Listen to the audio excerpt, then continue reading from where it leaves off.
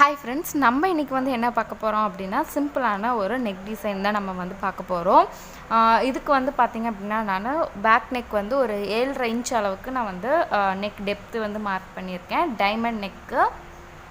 வாங்க இதுல எப்படி வந்து நம்ம வர்க் பண்றதுன்னு பார்க்கலாம். First நம்ம வந்து 3 லைன் chain stitch வந்து போட்டுக்கலாம். அப்ப நமக்கு வந்து கொஞ்சம் தைக்கிறதுக்கு வந்து ஈஸியா இருக்கும். and இதுக்கு முன்னாடி வீடியோஸ்ல வந்து பாத்தீங்க அப்படினா நான் டுட்டோரியல்ஸ்ல கூட சொல்லி இருப்பேன்.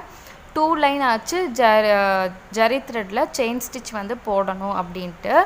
சோ நம்ம வந்து 3 லைன்ஸ் வந்து போடலாம். இதுவே நீங்க வந்து silk threadல கூட செயின் ஸ்டிட்ச் வந்து நீங்க கலர்ஸ் யூஸ் பண்ணனும் அப்படினா அதுல வந்து 2 லைன்ஸ் வந்து ஜரி த்ரெட்ல யூஸ் பண்ணிட்டு ஒரு 2 லைன்ஸ் வந்து silk threadல போடிங்க அப்படினா கரெக்ட்டா இருக்கும். நீங்களே ஸ்டிட்ச் பண்ணும்போது உங்களுக்கு இது வந்து 3 லைன்ஸ் நீங்க வந்து போடிங்க அப்படினா உங்களுக்கு கம்ஃபர்ட்டபிளா இருக்கும். ஸ்டிட்ச் பண்றதுக்கு ஈஸியா இருக்கும். அதனால 3 லைன்ஸ் வந்து செயின் ஸ்டிட்ச் போட்டதுக்கு அப்புறமா நான் வந்து sugar beadsல வந்து ஒரு லைன் வந்து நான் கொடுத்துக்கறேன். sugar beadsம் வந்து பாத்தீங்கன்னா நம்ம ரெண்டு sugar beadsஆ வச்சு தான் ஸ்டிட்ச் பண்ணனும். இதுக்குமே வந்து பாத்தீங்க அப்படினா நம்ம செப்பரேட்டா டுட்டோரியல் வந்து போட்டுருக்கோம். sugar beads வந்து எப்படி வந்து ஸ்டிட்ச் பண்ணனும், எத்தனை பீட்ஸா வச்சு பண்ணனும், அதிகமா வச்சு பண்ணா என்ன ப்ராப்ளம் எல்லாம் வரும் அதெல்லாம் நம்ம வந்து டுட்டோரியல்ஸ்ல வந்து நான் உங்களுக்கு கிளியரா போட்டுருக்கேன். சோ அத பார்க்கல உங்களுக்கு வந்து இப்போதான் நீங்க ஃப்ரெஷா கத்துக்க போறீங்க அப்படினா கண்டிப்பா உங்களுக்கு அந்த டுட்டோரியல்ஸ் வந்து யூஸ்ஃபுல்லா இருக்கும். பேசிக் கிளாஸ்ல அதே உங்களுக்கு வந்து அதுல இருக்கு. இப்போ இதுல வந்து பாத்தீங்க அப்படினா neck மார்க்கிங்குமே வந்து நம்ம செப்பரேட்டா வந்து வீடியோஸ் போட்டுருக்கோம். எந்த மாதிரி வந்து neck எல்லாம் வந்து மார்க் பண்ணனும் அதெல்லாம். sugar beadsல ஒரு லைன் கொடுத்ததுக்கு அப்புறமா round bead வச்சு ஒரு லைன் வந்து நான் கொடுத்துக்க போறேன். இதுல வந்து silk thread யூஸ் பண்ணி லோடிங் அப்புறமா வேற எந்த கலர்ஸ்மே யூஸ் பண்ணல. செல்ஃபா கோல்டன் கலர் மட்டும் இதுல வச்சு நம்ம வந்து எப்படி டிசைன் பண்றதுங்கிறது தான் நம்ம வந்து இதுல பாத்துறோம். ஜரி த்ரெட்டும் வந்து பாத்தீங்க அப்படினா நமக்கு கோல்ட் யூஸ் பண்ணிருக்கோம். sugar beadும் வந்து கோல்ட் தான். round beadும் வந்து பாத்தீங்க அப்படினா கோல்ட் யூஸ் பண்ணிருக்கோம். and அடுத்து வந்து பாத்தீங்க அப்படினா நம்ம ஸ்டோன் செயின் வந்து ஒரு லைன் கொடுத்திருக்கோம். சோ அதுவும் வந்து நமக்கு கோல்டன் கலர் தான்.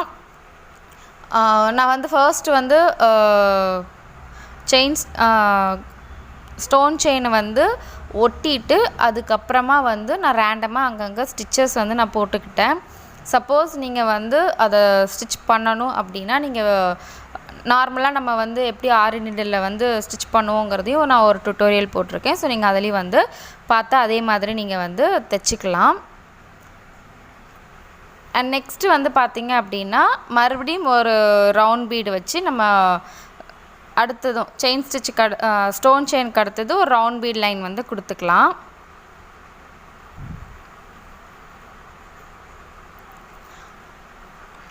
இந்த மாதிரி திலகம் ஷேப்ல வந்து பாத்தீங்க அப்படினா உங்களுக்கு ரொம்ப சின்ன ஸ்டோன் இருக்கும் இல்லையா, சோ அத வந்து இந்த மாதிரி வந்து ஒட்டிக்கலாம்.